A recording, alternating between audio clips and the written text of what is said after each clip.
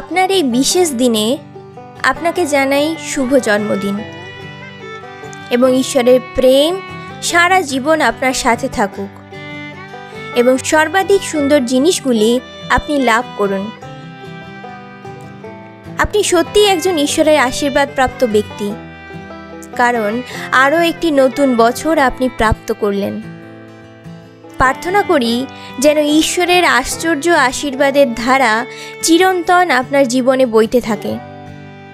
ঈশ্বর যেন আপনার হৃদয়ের সমস্ত ইচ্ছা পূরণ করেন ও আপনার জীবনে সমস্ত পরিকল্পনাকে বাস্তবায়িত করে তোলেন, যাতে আপনি সমস্ত বিষয়ে উন্নতি লাভ করতে পারেন। প্রার্থনা করি সর্বশক্তিমান ঈশ্বরের সুরক্ষা আপনার জীবনের ঢাল হিসেবে অবিরত থাকুক এবং তার প্রেম আপনার জন্য একটি আশ্রয়স্থল রূপে থাকুক। আমি প্রার্থনা করি ঈশ্বর যেন তার আশ্চর্য অনুগ্রহ দিয়ে আপনার জীবনকে পরিপূর্ণ করে। আপনার জীবন শান্তি, প্রেম, আশা, সুস্বাস্থ্য ও অপরিমেয় সুখে ভরে উঠুক।